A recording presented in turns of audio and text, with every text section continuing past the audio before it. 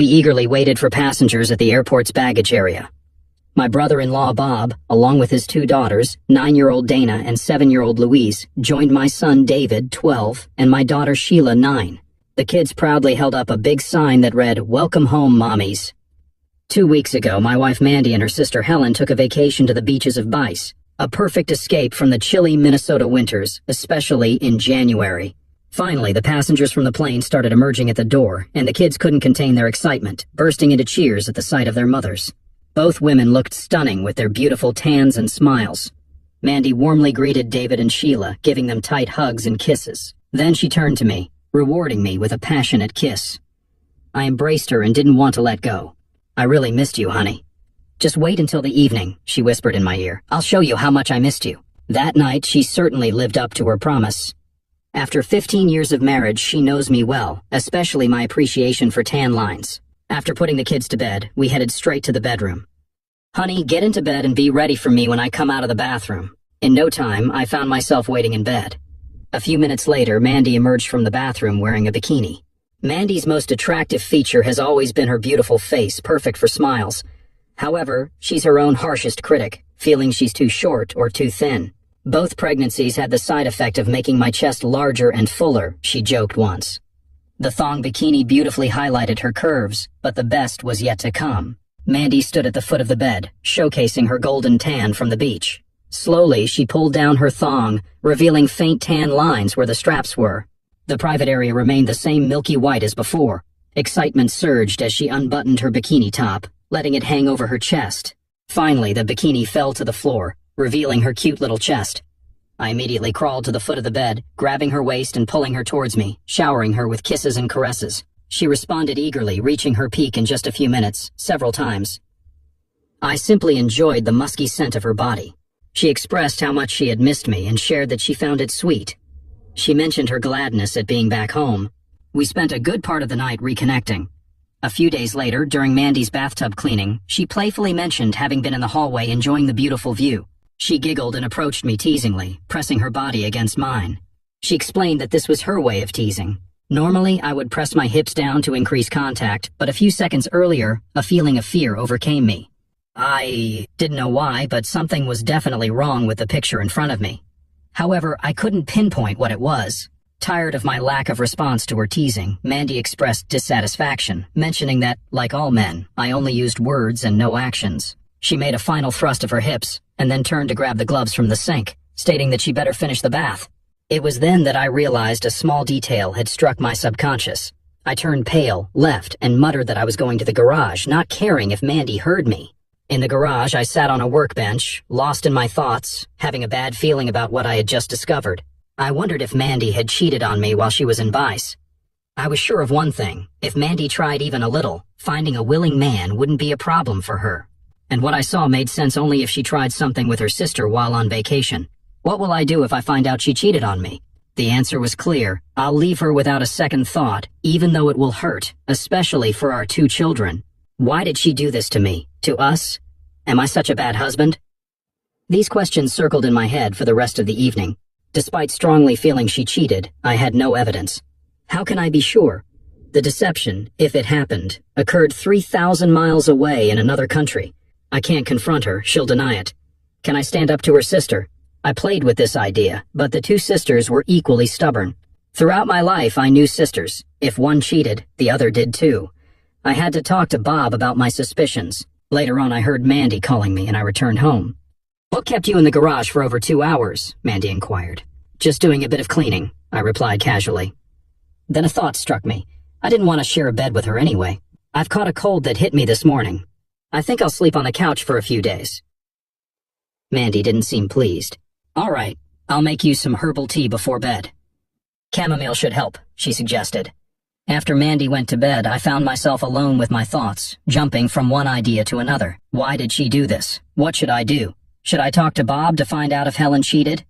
At some point, I realized there was a foolproof way to find out if Mandy was cheating. She had developed a habit of staying in touch with all her friends and acquaintances. Mandy had around 600 or 700 friends on Facebook, and even more in her Yahoo address book. If she contacted someone in Bice, I'm sure they exchanged information via email to stay in touch. However, I wasn't sure if she would use her current email account since we knew each other's passwords. I fell asleep, and a plan began to form. The next day, exhausted and struggling to concentrate at work, I scheduled an appointment with a divorce lawyer on Friday. Then I called Bob, asking him to meet me for lunch. Surprised, he agreed, and I shared my discovery. Initially, he laughed, but I soon convinced him it was serious. He would investigate if Helen cheated on him. Pretending a bad flu, I left the office early and returned home at 3 p.m. I promptly installed keyboard tracking software on our home computer. It took a week before I discovered the truth. Mandy logged into another email account as BeachDreams1975, using our children's names and ages as the password. Just days after returning from Vice, she was in daily contact with Brad. The emails were explicit for both Mandy and Helen. Helen was involved with a guy named Steve. I forwarded all the emails and erased any traces of my surveillance. Then I sent Bob the emails from my account. I learned they had been intimate almost from the first day in Vice, and even planned to meet again in Chicago next month. The girls would pretend to shop while the two friends would pretend to watch the Chicago Blackhawks. A quick check of Mandy and Helen's Facebook pages revealed recent friends, Brad Simmons and Steve Reiner, both from Illinois and both married. I had them in my hands. I had a challenging task ahead. Bob denied that Helen and Mandy were cheating, keeping my suspicions a secret. He never truly believed his wife would cheat on him, a sentiment I understood. Despite Mandy's loving behavior toward me and the children, it was hard to believe she would end the marriage. She seemed so caring and loving that I sometimes doubted myself. It helped needing to resume regular closeness. I called Bob at work. I greeted him as Jack and asked if he could log into his personal email account from work. He confirmed and inquired if I had sent him something. I told him to read all the letters and call me back. After waiting for half an hour, Bob exclaimed over the phone, expressing his shock and anger.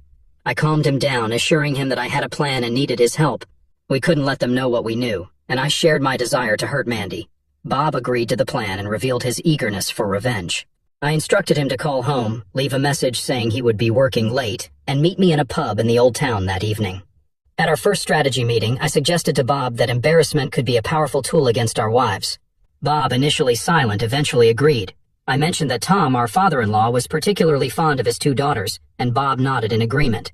I revealed that Tom had a strong aversion to cheating wives, explaining that his ex-wife, the mother of Mandy and Helen, had cheated on him throughout their marriage. Bob, with a sly smile, added that Tom hated cheating wives more than anything else.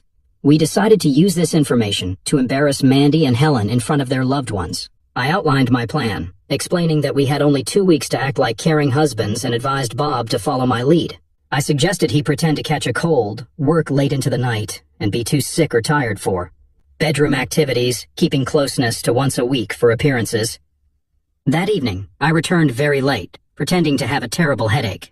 Despite thinking about the revenge plan for a while, I soon fell asleep, aware of the impending betrayal. When Mandy mentioned a shopping trip to Chicago with Helen, I enthusiastically supported the idea. To show love and support, I even booked a hotel room using our joint credit card, reserved for Mr. and Mrs. Johnston. Double occupancy, assuming Helen and Mandy would share. Bob offered to pay for the room, which was reserved for Mr. and Mr. Rowe, also double occupancy. Both Bob and I arranged everything so that each woman thought we were renting one room, unaware that their lovers would be there. The girls planned to take Friday off, fly to Chicago in the morning, and return on a late flight from Chicago on Sunday. The following week I spoke with Tom Raines, Mandy's father, sharing my plan for a surprise family reunion in Chicago with the kids, since it was just 2 weeks after our 15th wedding anniversary. Tom thought it was a great idea. I asked Tom to book 3 rooms, thinking it would be a big surprise. Bob and I were outraged by our wives' behavior. On the morning we dropped them off at the airport, they acted like giddy schoolgirls on their way to their first date, laughing at nothing and everything, filled with nervous energy. At the security gate, we kissed them on the cheek, and they didn't notice that neither Bob nor I said, "I love you."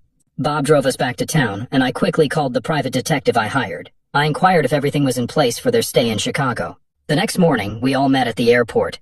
During the flight, Tom switched seats with my son David and sat next to me. Sensing something amiss, he asked what the problem was, noting that Bob and I looked like we were heading to a funeral.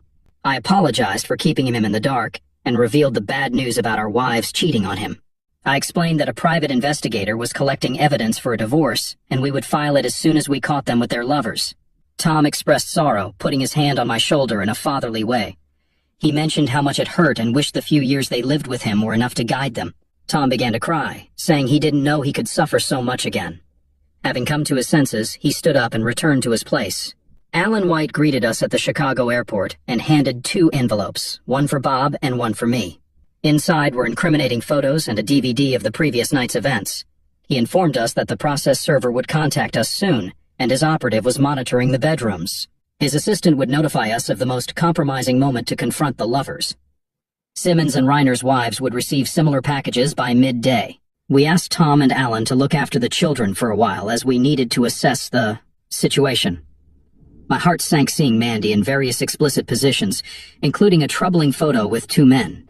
It seemed they had unprotected closeness, so Bob and I would need to get tested for STDs in Minneapolis. Alan called his assistant to check if the hotel was clear, as the lovers were out for lunch. Tom ordered 3 numbers, and we requested an additional key card for rooms 2011 and 2003, registered in our names. Both key cards were issued after the clerk checked our IDs. We informed the receptionist that our children had planned a surprise to avoid alerting our wives. We all went up to the 3rd floor, where our rooms were located. After an hour of waiting, Alan called, reporting that the lovers had returned from lunch and switched partners. Mandy was with Reiner, and Helen was with Simmons. Alan informed me that he was in the lobby, and the process server had just shown up. I turned off the phone and cheerfully told the children that it was time to go. Remember what I told you, Sheila, and you too, David. Grandpa and I will enter the room first, and when I give you the signal, you shout, "Surprise, Mom, understood?" "No problem, Dad," said David. "And under no circumstances do you enter the room until I tell you to." "Yes, that's right. We understand everything, Dad. Go." We walked up the stairs and stopped in front of room 2011. I inserted the key and quietly opened the door. Tom and I went inside, the 2 children behind us. However, they didn't wait. As soon as the door opened, they shouted, "Surprise, Mom! We are here." Caught off guard, Mandy had been with Reiner. Our appearance was indeed a surprise. Reiner hurriedly dressed and left the room. At least he reacted quickly. Mandy jumped out of bed, trying to gather herself. No, this can't be true. No, what are you doing here?" she exclaimed. "Hey, Mommy's undressed," squeaked Sheila, squeezing herself between Tom and me. I snapped my fingers, and the process server entered the room. "Mandy Johnston?" he asked the only undressed woman. "This is my mother," Sheila said, trying to be helpful. The process server handed her an envelope. "You've been served," he said, and took a photo of Mandy holding the envelope, attempting to hide her chest. He left. I urged the children to leave their mother while she got dressed. We exited the room, leaving Mandy crying on the floor, fully aware of the contents of the envelope. Bob and his children were in the hallway. I informed Bob that the situation with Helen had not gone well. Simmons had proven to be an aggressive type when interrupted during his indiscretions. He reacted angrily, and Tom got punched in the face. Without hesitation, Bob expressed his disappointment, punching Simmons immediately. Helen, in a commendable act, defended her father by scratching Simmons's face. I entered the room, removed Simmons, and tossed him into the bathroom, away from the kids' view, along with his clothes. "Get dressed and get out of here, goat," I ordered. Tom, Bob, and the children left the room without any shame. Helen, covered only with a blanket, followed them. Her father instructed her sternly, "Go back to the room and get dressed." She complied like a little girl walking back into the bedroom. The process server, who had fled during the argument, reappeared in the doorway. "Helen DeRoche?" "Yes," she responded. He handed her the envelope. "You've been served." We all returned upstairs. The initial plan was to spend the night and talk to our wives one last time, but I wasn't in the mood to be in the same room with Mandy. I grabbed our luggage and informed the kids that we were going home. Tom expressed his desire to stay. He had a lot to tell his daughters. Bob and his children returned with us to Minneapolis. 4 months later, despite Mandy's numerous pleas for forgiveness, a judge reviewed our case and granted an uncontested divorce. The house was mine because I inherited it from my parents before I met Mandy. I also received primary custody of the children, but I did not ask. Tom ensured their well-being. Our assets were evenly divided, and Tom gave me a generous Christmas gift the following year to help me financially. He clarified that the money came from Mandy's future inheritance. Bob's divorce unfolded similarly, but their house was shared property. However, shortly after the divorce, Bob and Helen resumed dating, and I'm quite certain they'll end up back together. It's a shame. As for Mandy and me, there's no way I'll ever take her back. I somewhat believed her apologies and think she still loves me. My issue is that her betrayal completely crushed my love for her, leaving it in the dust of her betrayal on the beaches of Bice. I can't love her anymore, even for the sake of the kids. We're very polite to each other, but that's the extent of it. One day, while waiting for the children to join her, Mandy expressed curiosity about how I knew about the situation in Bice. I responded, attributing it to my love for tan lines. She seemed puzzled. stating that she was always in a bikini and we never visited a beach. I prompted her to think about her routine when cleaning the bathroom with various chemicals. She explained that she gathered everything she needed, put on plastic gloves and rolled up her sleeves. I pointed out that she forgot one thing she always did first, taking off her rings, including her engagement and wedding rings, leaving no tan line on her finger. I've always believed that life can throw unexpected surprises your way. Sometimes they're good, and sometimes they leave a lasting impact. This is the story of one such surprise. A night that started well but ended in a way I never imagined. I'd been dating Jenna for a few months. We met at a friend's party and there was an instant connection. Jenna had this contagious laugh and a way of making everyone feel special. We had our differences, but they added spice to our relationship instead of causing problems. One evening, we decided to go on a date. We began with dinner at La Bella, a cozy Italian restaurant downtown. The atmosphere was perfect, the food delicious, and the conversation flowed easily. As the night went on, Jenna suggested we go to Murphy's Dive, a local bar where our friends and coworkers often hung out. I thought it was a great idea. What better way to end the evening than with good company and a few drinks? Murphy's was lively when we arrived, filled with familiar conversations, laughter, and clinking glasses. We mingled, chatted with friends, and everything seemed perfect. A couple of hours later, I excused myself to use the restroom. As I entered, I noticed familiar shoes under a stall. I paused, trying to place them, when I heard a voice that sent chills down my spine. It was unmistakably one of my CO workers saying, "Do that thing." My heart raced as I pieced together the puzzle. Those were Jenna's shoes. A whirlwind of emotions hit me. Anger, betrayal, shock. Without a second thought, I headed straight to the bar, asked the bartender to split our check, paid for my drinks, and left Murphy's without waiting for Jenna. I drove around aimlessly, trying to process what had happened. I ended up at a 24-hour diner, ordering a black coffee and staring into it, the bitter taste matching my mood. I didn't go home that night. Instead, I crashed at my buddy Mike's place. He's the kind of friend who doesn't ask questions when you show up. He just handed me a beer, and we played video games until dawn. The next day, my phone was blowing up. Jenna had texted a dozen times, and there were a few missed calls. She apologized, said it was a mistake, that she was drunk, but honestly, it all sounded like noise to me. I took a few days off work, unable to face my TO worker or the office gossip that was sure to follow. Mike and I hung out, binge-watched shows, and ordered way too much takeout. It was a good distraction. A week later, I finally met up with Jenna. We sat in a park, and she cried. A lot. She said it meant nothing, that she regretted it instantly. I just felt numb. I told her I needed space to think. Part of me thinks maybe it was just a one-time mistake, but another part wonders if I can ever trust her again. What would you do? I messed up big time. I wrote a post on a subreddit about wanting an open relationship, and my husband found out, leading to a huge fight with hurtful words. Upset, I left home for a walk. A CO worker, the man I wanted an open relationship with, called and invited me to his house. Frustrated, I decided to go along with it.